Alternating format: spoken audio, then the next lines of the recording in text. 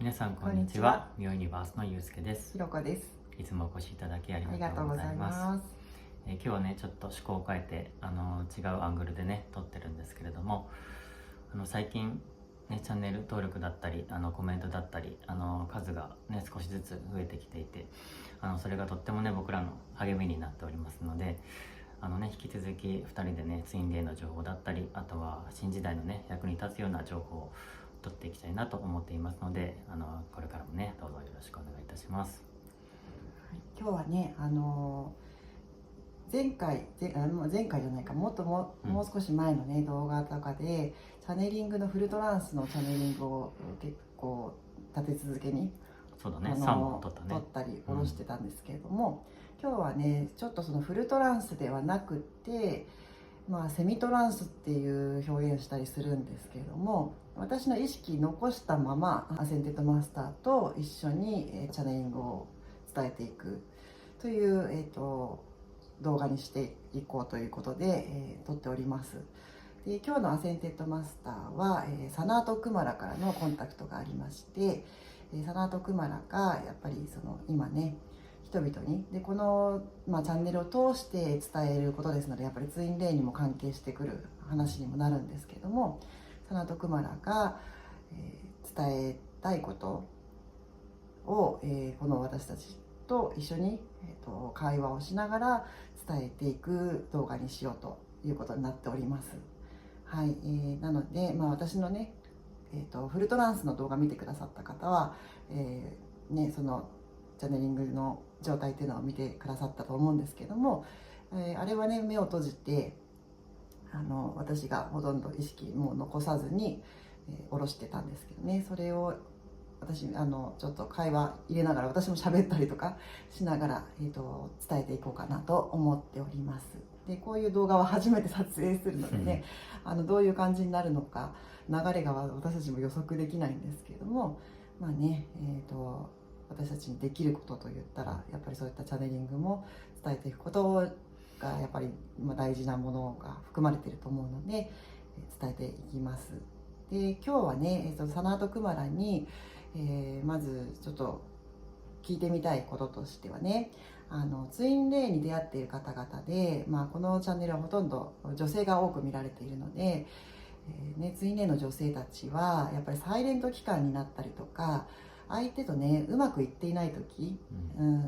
片思い状態であったりとか、連絡がなかなか取れなかったり、まだお付き合いが始まってなかったりとかね、付き合いが始まってても現実がまだその動いていなくて、結婚とかはまだできてなかったり、一緒にいられなかったりとか、遠距離恋愛だったりとかね、そういう状態であるとどうしても女性っていうのはねその恋愛に左右されがちで、波動もねすごくその相手の男性のなんだろうね、その態度だったり言動だったり、そういったものにすごく影響を受けやすいと思うので、そんなね女性たちが波動をね高める、そういったサイレント期間中とかでも波動を高めるにはどうしたらいいのかっていうことをちょっとねサナート・クマラに、伺いながらいきたいなと思っております。こういう感じで。そうだね、その前回3回ほどね、フルトランスでチャネリングを、伝えてきたんですけれども、やっぱその中でも、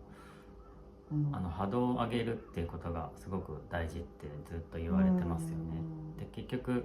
波動を上げない限りは、そのツインレイとの関係もうまくいかないっていうような、そういうことを伝えられてきたので、じゃあ実際に波動を上げるには、ど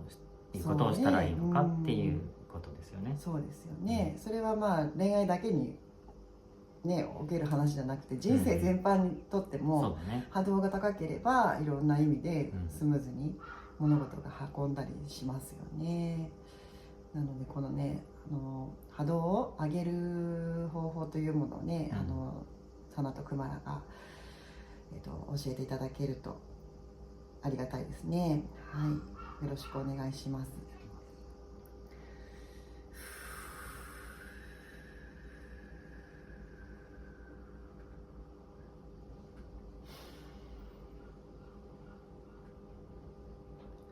本日はこのような機会をいただき私としてもとても光栄なことでございます。現在地球上の波動は様々乱れることもたくさんあり、特にメディアの情報やニュースなどを見ている方々はとても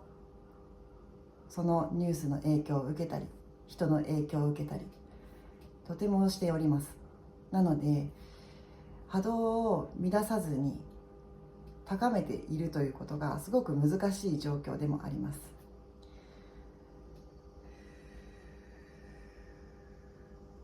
特に周りにいる人の影響をとても受けやすい人たちが多く、エンパス体質、そういった体質の人たちは自分の波動以外にも周りの人たちの波動の影響を受けて怒りの感情が湧いてきたり、悲しみが襲ってきたり、さまざまなね感情の乱れというものも起きやすいです。なので自分をある程度ブロックする、バリアを張るということがまず、特に会社に勤めていたり電車に乗ったり誰かと一緒に暮らしている場合は必要になるでしょう。他人からの影響を受けにくいような状態にする、それは自分に集中するということもすごく大事です。目の前にある自分のやりたいことややるべきこと、そこにフォーカスを当て、周りの人の考えていることや周りの人の言ったこと、状況などは考えずに目の前のことに集中するようにしてください。例えば主婦の方であれば、料理を作る時間は目の前の料理を作るということに集中するということ。中には近くに小さなお子さんがいたりすれば、そういった子どもたちに目を配ることも必要ですけれども、そういった周りにお子さんなどがいない状況で料理を作るような方々は、目の前の料理という作業に集中すること、その間はあまり他のニュースや他の人のことを考えないようにすること、仕事中であれば目の前の作業に集中すること、運転中であれば運転に集中することなど、周りに影響を受けないようにしてください。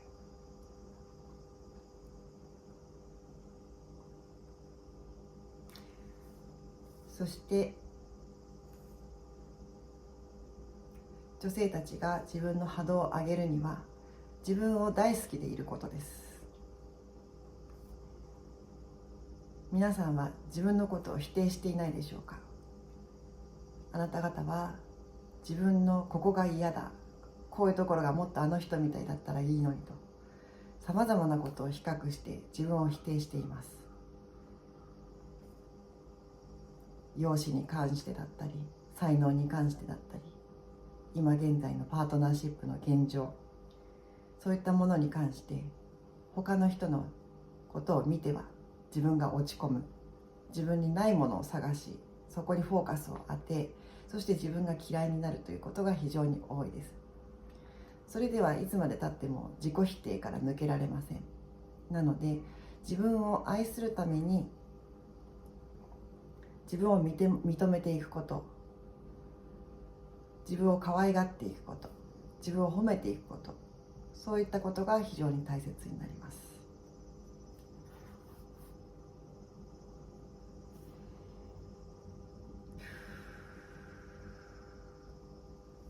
何か自分を愛することとか、自分をね、女性たちがより好きになるためになんかね、具体的にこういうことをしたらいいとか、そういうことはありますでしょうかね。もしそういった具体的なこれをやるといいですよということがあったら、ぜひ教えてください。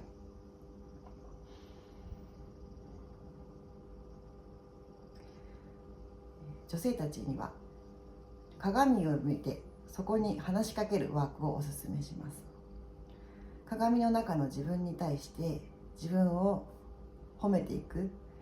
そして会話をする、自己対話をする、そういったことがおすすめです。そして鏡でなくても自分の携帯などを使って動画を自分自身で撮影していくこれを日記にするということもおすすめです。毎日毎日自分の姿や自分の話し方、自分の感じていることなどを録音すること、実際にその姿を自分自身で確認してみていくこと、それによってさまざまなことを気づくことができます。だんだんとそれを習慣化していくうちにメイクの仕方が変わってきたり、もうちょっと髪型を変えてみようという気になったり、もう少し笑顔でいるようにしようとか、もう少し自分の何かより良くなるための変えてみようという意識が芽生えることがあります。鏡に向かって話すことも良いのですが、それを録画することによってより自分を客観的に見ることができます。やはり録音ということになると自分の声などもそこに含まれます。姿も含まれます。なので鏡であると少しね、自分の声というものは聞けませんので、実際に動画やカメラなどを使って自分の話す姿や自分の感じていることを表現する、そういったことに慣れていったり、自分を褒めるということを自分自身でして、その音声をまた自分で聞くことによって自分の潜在意識にインプットされてきます。動画のファイル、そういったものがなかなか空きがないようでしたら鏡に向かって話す、それをぜひ毎日続けていかれることをお勧めします。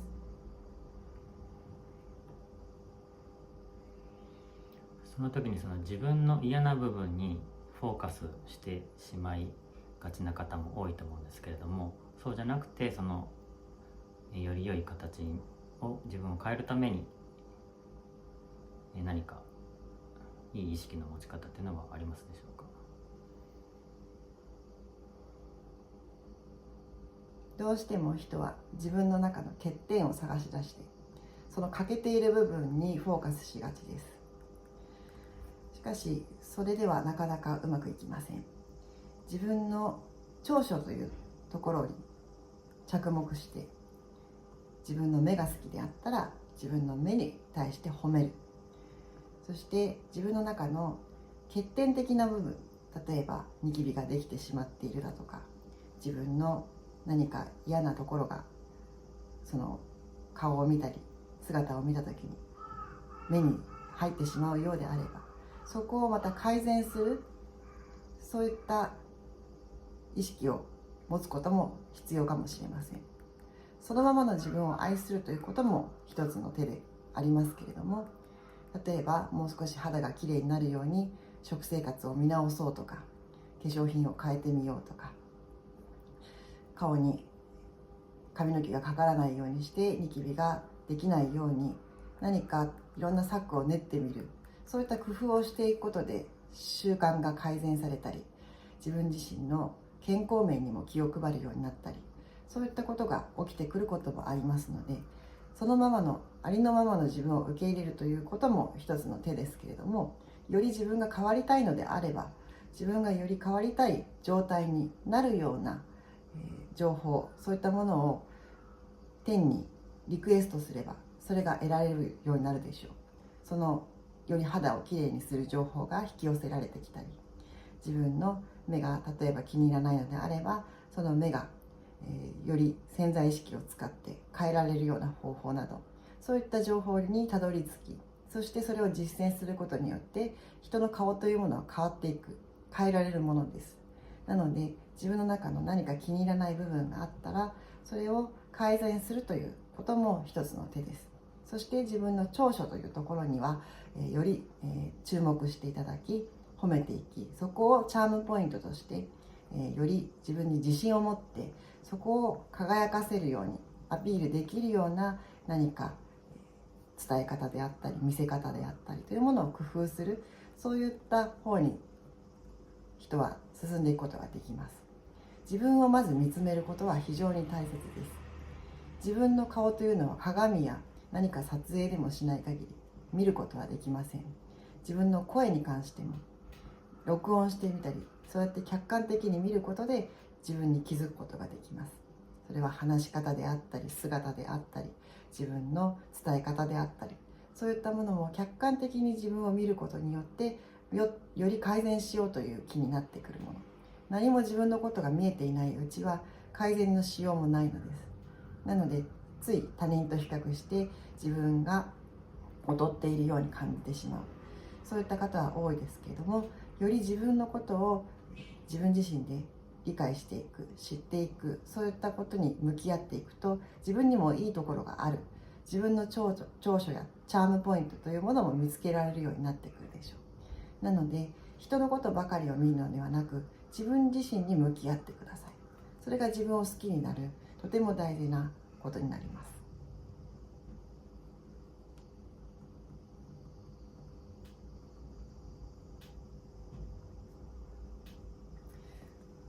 そうですね。あとは何かありますかね。そもそもの今日の話、波動を上げるっていう話でしたね。波動を上げるにはまず自分を好きになることがとても大事だということ。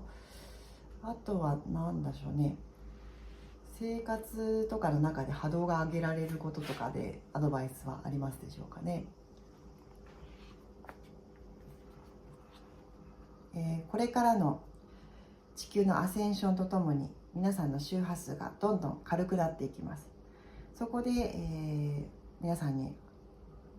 ポイントとしてお伝えしたいことは、やはり身軽になっておくということ、それも波動を上げるのにすごく大事になります。やはりもういらなくなったものをたくさん持っていたり、自分が気に入らないものを使い続けていたり、ストレスがたくさんある人間関係をいつまでも続けていたり、そういうことを続けていると、やはり波動は周りのものに影響されて、なかなか軽やかに上がっていくことができませんので、やはり今断捨離とかそういったものがブームになっておりますけれども、どんどん身軽に、手放しをなるべく多くしていくほどに新しいエネルギーにシフトしていくことができます。より軽やかな自分に変わっていく必要が皆さんにはあります。そして今までの古い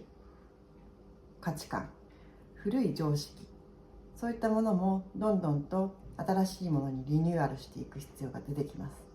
その時にいつまでも昔のものにしがみついていたりすると、なかなか新しいものを受け入れることができなくなってしまったりしますので、なるべくやはり身の回りのものはどんどん減らしたり断捨離などをして、これは信条、信念、固定観念、そういったものも含まれますけれども、断捨離していかれることをお勧めします。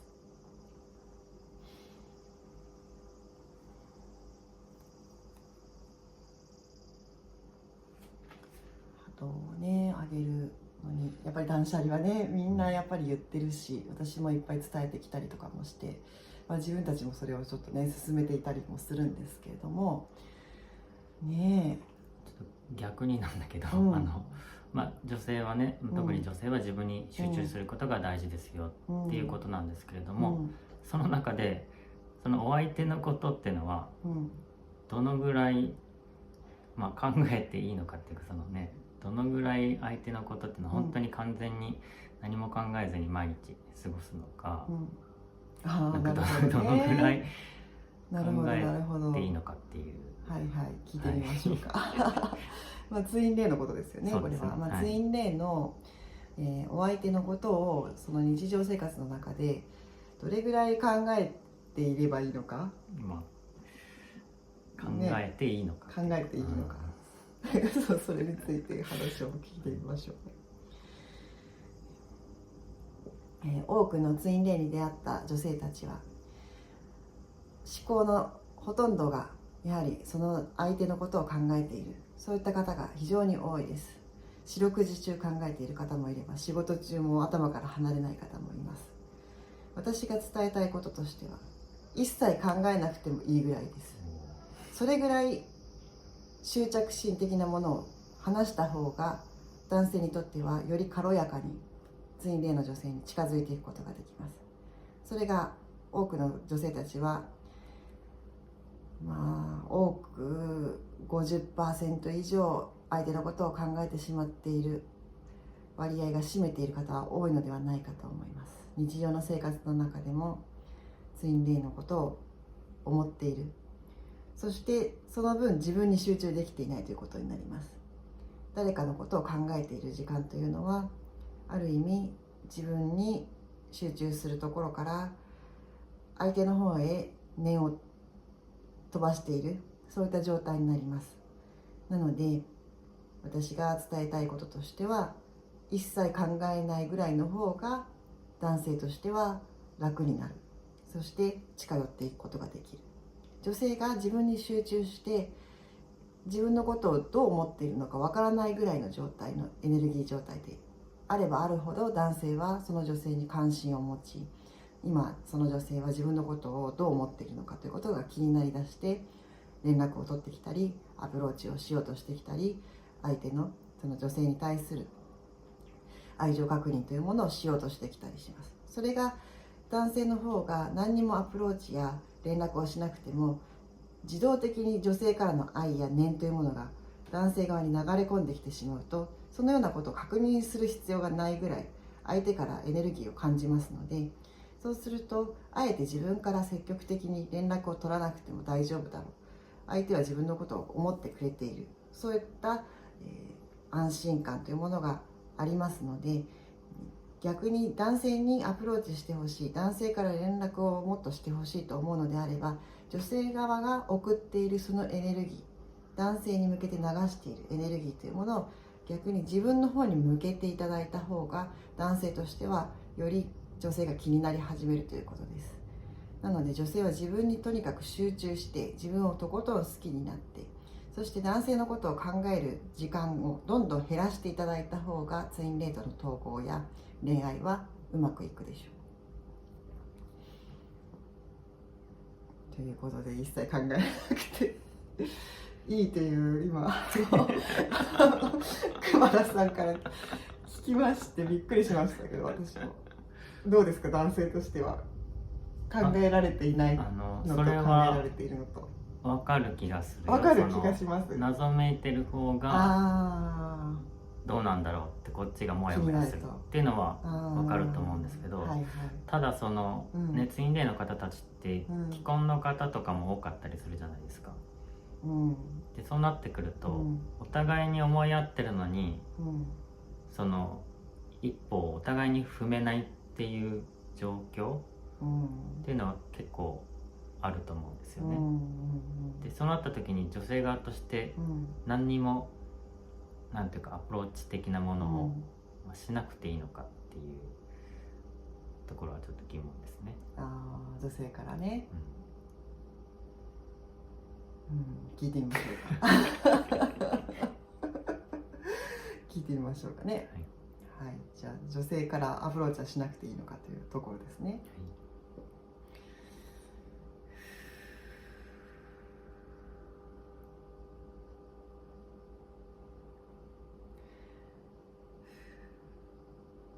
女性自身が相手の男性のことを信頼して、そして自分にとことん自信を持ち、そして男性から自分は言い寄られる存在だということを確信していれば、自然とその相手からも連絡が来たりアプローチが来たりすることがあります。しかし多くの女性たちは待てないという人が多いです。その男性がいつになったら自分のところに連絡をしてくるのか、自分の方にアプローチしてくるのか、それが数年かかるかもしれない、数ヶ月かもしれない、先が見えないからこそ女性は不安になるわけですね。なので待てない女性たちはやはり自分から何か連絡をしてしまったり声をかけたりすることがありますけれども、その待ちの姿勢をとことん貫くことができて、そして相手から確実に自分の方に連絡が来る、アプローチが来る、誘われる、そして自分は愛されているという、そういった確信をどんどん高めていって、その確信が非常に高くなった頃にはそれが現実化するでしょう。しかし自分に自信が持てない状態でいくら待っていても男性から連絡やアプローチは来ない可能性もあります。なのでそれは自分自身がどれだけ自分に自信を持ち、その相手の男性から愛されているという、それを信じることができるか、その度合いによってその相手から実際にアプローチされる現実が起きるのか起きないのかというその時間に関しては早くそれが現実化する方もいれば、なかなか何年経っても現実化しない人もいる。そこには自分がどれだけその相手の、愛、そして自分が愛される存在だということを信じられるか確信しているか、そこが、非常に大きなウェイトを占めます。じゃあただ待ってるだけでは連絡も何も来ないっていう可能性もあるってことですよね。女性が自信なくて、相手からのその愛をまだ信じられていなくて、その相手から自分に言い寄ってくるってことも確信できない状態でいくら待っててもやっぱり時間だけ経っていくという、だから自分からやっぱり行く人が多いっていう、その自信を深めるってことがすごく大事だってことだよね。そうですね。これは男性にも言えると思いますけども、そうですね。やっぱそこに行き着くんだね。そうね、やっぱ確信を持っているかということもね、確信っていうのはだってなんだこう確かな信じるだろうね、確信ってこれ相当だと思うよ。確かに信じられていればやっぱ現実的にも相手は自分のことを愛しているということがはっきり分かる現実が生まれるということですよね。でもなかなかその確信は持てないですよね、女性たち。でもさっきの話だと別に顔だって変えられますって言ってたよね。だから結局は自分次第でどんどん自分を変えていけるし、でそれによって自分に自信を持っていけば、だんだんその自信が確信に変わっていって、最終的には男性から、アプローチが来る可能性が高くなると。そうですね。そういうことですね。やっぱ自分に自信を持つ、ということすごく大事ですね。結局自分からアプローチしたとしても、自分に自信がなかったら多分うまくいかないよね。そうだね。確かに。やっぱ輝いて見えなかったりとか、魅力を感じなかったり、引きつけられなかったりっていうことが起きてしまうのかもしれないですね。まだ輝きを発していない、自信のない状態でいる場合はね。だからやっぱり花を開きましょうってチャネリングでもね言われてましたよね。あとはなんかこう海外の人たちのそのモテる男性とかモテる女性たちの話を聞いても、やっぱりみんな自信がある人が好きって言いますよね。そうだね。男女ともに自信に満ち溢れてる人を魅力的に感じるとか、ね、かっこいいとか素敵だって思うっていうのはもう世界共通なんだなっていう感じですね。やっぱ自分に自信がない人っていうものはやっぱ輝きも曇ってしまって閉ざされている状態ということなわけですね。だからこそ自分を好きになってくださいっていうのがその波動を高めるポイントというかコツとして今日伝えられたことですね。だから鏡の対話とか自分自身で動画を撮るとか、それもすごく大事だっていうことを言われましたね。私たちだってその動画撮り始めた初期の頃なんかもう自分のこと嫌で嫌でしょうがなかったですからね。未だにちょっと嫌な部分たくさんあるねえ、もう自分を客観的に初めて見るわけですよね、そうやって動画を撮ると。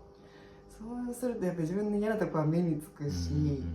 声とかね、いろんなものがやっぱり客観的に見えて、声もそうだし髪型とか結構僕ね帽子で今までごまかしてきたんですけども、なんか動画でね納得いかないものいっぱいあるよねそう、そしてやっぱり他の人の動画とか、YouTube とか見ちゃうとなんかね、やっぱ比較意識ってものが出てきてしまったりしてほんとね、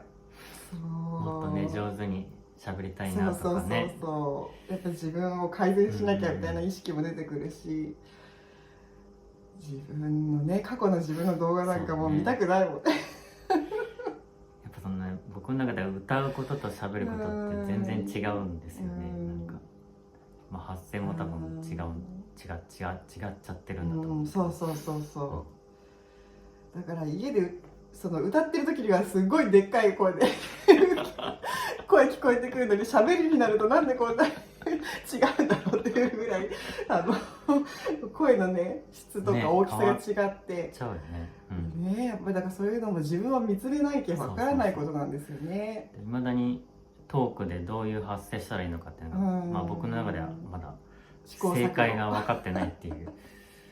感じですね。そうですね、はい。なんかまだまだちょっとね、くまらさんに聞きたいことがちょっとなんかあるなと感じなんですけど、これ長くなっちゃったのでね、また一回切って違うテーマでまたお話ししようかなと思います。はい、それでは、まずこのチャンネルはね、はい、これで終わりにします。はい、それでは、皆さんいつもご視聴いただきましてありがとうございます。次の動画も、はい、ぜひ聞いてみてください。皆さんの幸せをお祈りしています。いつもありがとうございます。